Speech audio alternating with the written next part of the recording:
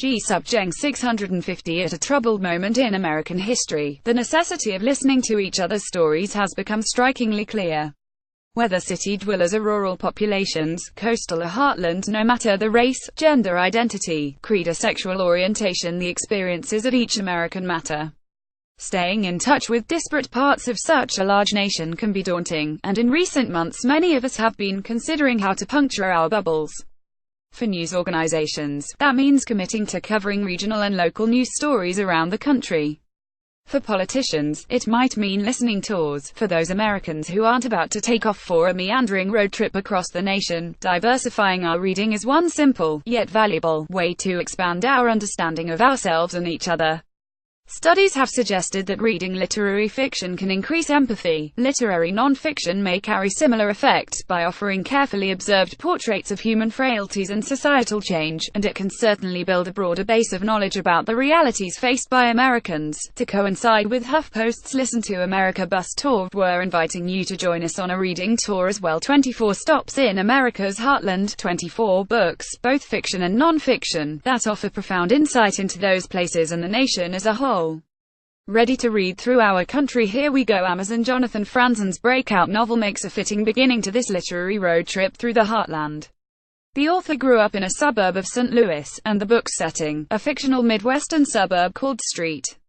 Jude, has been recognized as a veiled copy of his own hometown. Like Franzen, the three adult children of the Lambert family have dispersed to the East Coast in search of a more stimulating life than their parents had, but as the novel commences they are returning home for the holidays and taking stock of how their adventurous coastal lives have gone embarrassingly wrong. The corrections doesn't flatter St. Louis or St. Jude, but neither does it glamorize the lives of those who escape to bustling coastal metropolitan areas. Buy it on Amazon, or at your local bookstore. When Melba Patio was 16, she was chosen as one of 9 black students who would integrate Central High School in Little Rock. When they began at Central, white students and parents met them with a flood of hatred and abuse. The Arkansas governor, Orval Faubus, sent the National Guard to prevent them from even entering the school. President Dwight Eisenhower eventually ordered federal troops to ensure the Little Rock 9 would be admitted to the school. This is one of the most iconic moments in American civil rights history, but it was more than a moment. The 9 students suffered physical attacks, Patio had acid flung into her eyes in one horrific incident, and intimidation from other students long after the integration had been enacted.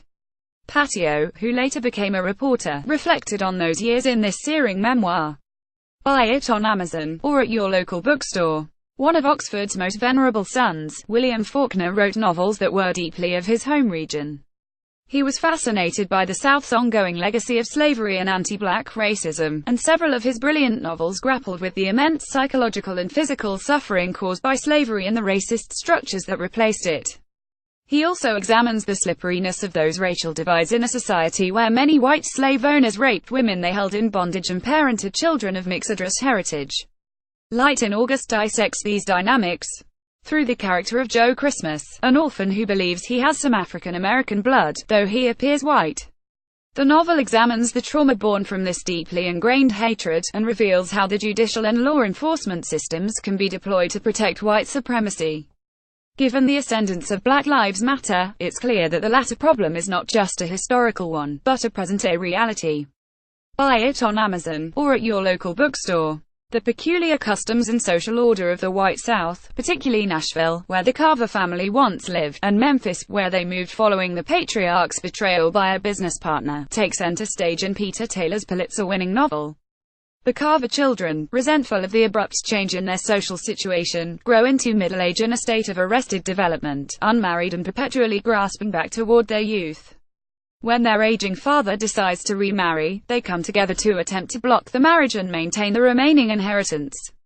In a New York Times review at the time, Marilyn Robinson praised the novel for refusing to imbue the fading social order of the antebellum South with an unwarranted varnish of humanity and dignity, writing of his perfect indifference to the blandishments of this tradition.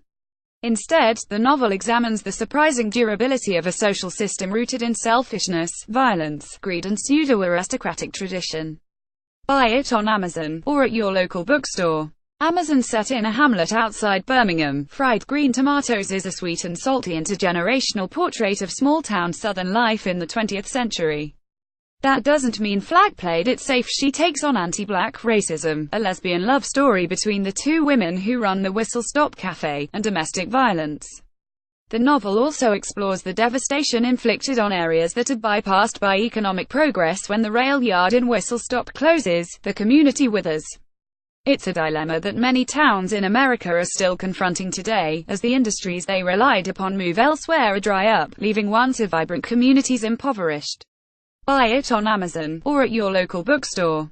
A base that houses over 100,000 military personnel, civilians and family, Fort Benning has a well-established place in American military history. Tens of thousands of service members and recruits pass through training there each year. But with a growing divide between the minority who volunteer for armed service and the rest of the nation's citizenry, it's an environment unfamiliar to many Americans. Mark Busby's novel plunges readers not only into the day-to-day of basic training at Fort Benning, but back into a time when only the most privileged young men were safe from military service, the Vietnam War. Buy it on Amazon, or at your local bookstore. Set in rural Appalachia near Asheville, a land more kind than home springs from Wiley Cash's own experience growing up in a Southern Baptist church in North Carolina. The debut novel deals with a faith healing gone wrong in an evangelical church and the grim consequences for a community under the thrall of a charismatic, snake-charming minister. Cash looks closely at how the overpowering influence of Christian churches in America can allow charlatans to exploit vulnerable people and permit people to ignore or overlook real danger in their midst. Buy it on Amazon, or at your local bookstore. In the aftermath of the racist and violent demonstrations conducted by neo-Nazis, Ku Klux Klan and other far-right hate groups in Charlottesville, which were nominally organized in protest of the removal of a statue of Confederate General Robert E. Lee, a long-simmering conversation about the value of Confederate monuments has exploded. The Charlottesville City Council voted earlier this year to remove the statue of Lee and to rename the park in which it stands. Significant scholarship suggests that the monuments, mostly erected in the 1920s, at the height of the KKK and lynch mobs, were part of a concerted effort to solidify the dominance of white Southerners over black Southerners. Blight's book is one compelling examination of the post-Civil War myth-building that diminished the central importance of slavery in motivating the conflict, and that built up Confederate veterans and generals like Lee as nobly defeated men of good character. The long campaign to redeem the Confederate cause, and to separate it from the stigma of white supremacy, proves to have been itself in service of white supremacy. Buy it on Amazon, or at your local bookstore. Amazon and Pancake's 2007 novel paints a picture of West Virginia's coal mining communities, from the constant threat of economic collapse to the environmental ravages. The book follows a family of 6, who live a precarious existence, working in the mines and building their lives amid a despoiled landscape.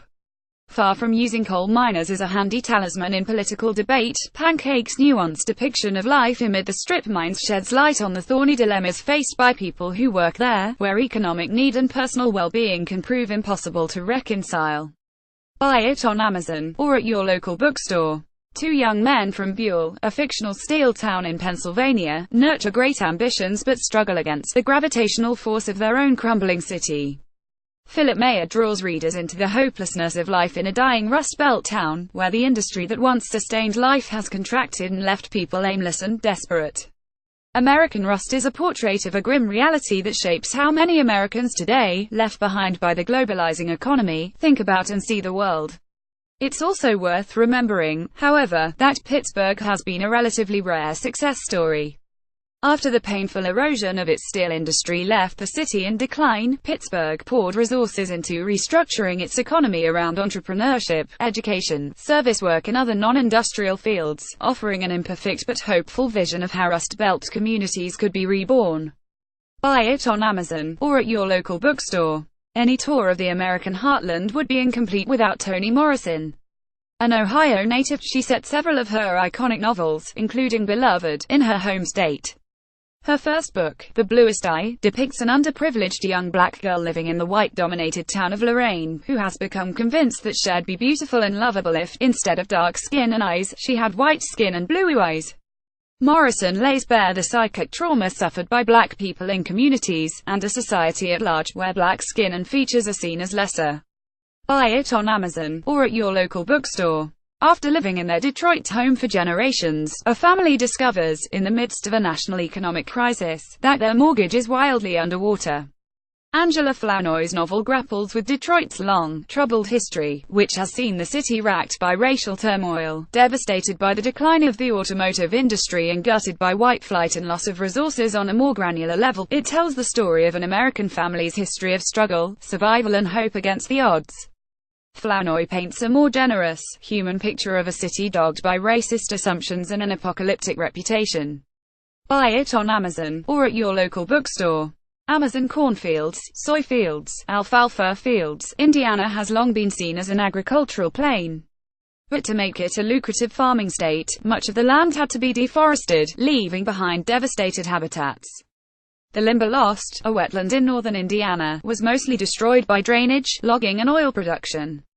Gene Stratton Porter, an early 20th century naturalist and novelist, captured the fading beauty of the swamp in books like A Girl of the Limberlost, a novel about a smart, ambitious girl who lives in the dwindling wetland with her mother and pays for school by collecting local moth specimens to sell to naturalists.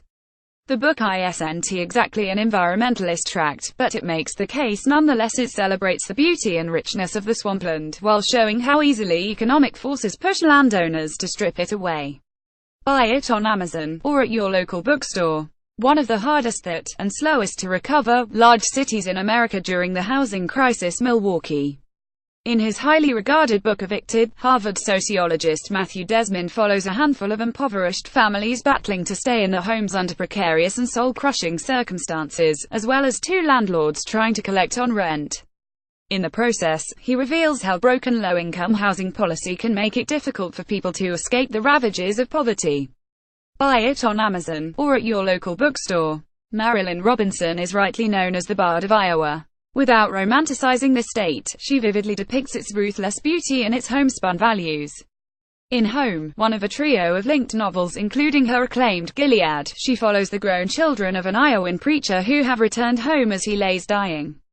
One, a lonely but devoted daughter, has always hewn to duty. The other, a profligate son who once abandoned a local girl he impregnated, resists his father's morality.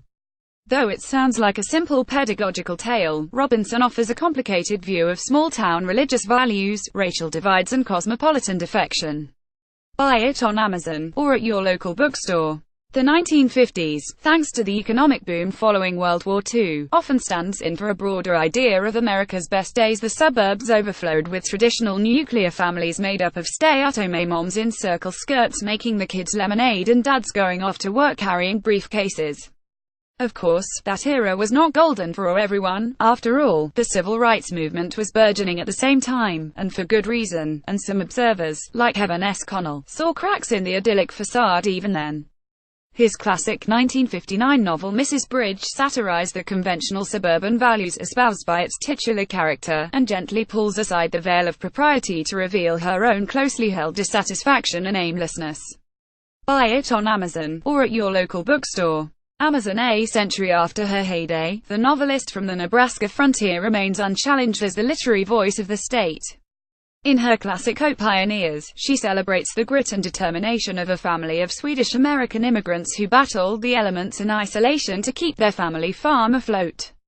To modernize, Willa Cather's tacit acceptance of the settler movement that displaced countless Native American tribes is troubling, but the tale serves as a potent reminder that the white families of the heartland, so often cast as real Americans, were once immigrants themselves. Buy it on Amazon, or at your local bookstore. Annie Proulx's work celebrates the stark, lonely beauty of Wyoming, but she also examines the ugliness that can hide amid the mountains. Her most famous story, Brokeback Mountain, is included in this collection. Notably, another of the most acclaimed works of literature from Wyoming, The Laramie Project by Moise Kaufman, also deals with anti-gay hatred. Ranchers and cowboys scrabble for existence amid a barren landscape. Deprivation breeds desperation, which breeds violence. In this brutal world, she sees little space for compassion or open-mindedness. Buy it on Amazon, or at your local bookstore. Ivan Doig's acclaimed memoir recounted his childhood and youth growing up in western Montana. After his mother's death when he was merely 6 years old, Hes raised by his father, who scrapes out a living at ever-changing ranch jobs, and his mother's mother. though. By the time the memoir ends, Hes left to study journalism at Northwestern and start his own career. Doig's book is most lauded for how vividly he captured daily life in rural Montana, the grit and struggle of ranching, and the glories of the land where he was born and raised. Buy it on Amazon, or at your local bookstore. During World War II, when Japanese Americans were rounded up and held in internment camps by the federal government, some of them ended up in the arid plains of Utah. In Julie Otsuka's acclaimed novel, a Japanese-American family, mother, father, son and daughter, are sent from California to a detention center in Topaz, Utah. The book speaks in each family member's voice to tell the story of their trip to and time in the camp and how they recovered from the experience after release. Otsuka's book immerses readers in a shameful chapter of American history we'd often prefer to forget. Buy it on Amazon, or at your local bookstore. Amazon's thunderous chants of Build the Wall have proven, anxiety over Mexico's proximity has the power to shift tides in American politics. But in the midst of rhetoric about drug mules and gang members, what is the real story of undocumented immigration from our southern neighbor? Often, it's a story of desperation, immense suffering, constant fear and even death, a horror show only exacerbated by punitive political efforts, Luis Alberto Urrea argues, to crack down on illegal immigration. In his acclaimed 2004 account The Devil's Highway, he puts this story into human terms, telling the story of 26 men who tried to cross the desert into Arizona in 2001. The punishing journey left 14 of the men dead, an all-too-common outcome of the dangerous border crossings risked by Mexican immigrants. Buy it on Amazon, or at your local bookstore. It's impossible to understand the fabric of America without listening to the Native Americans who lived here long before European explorers discovered the continent, and who were then decimated by disease, forced assimilation and outright violence.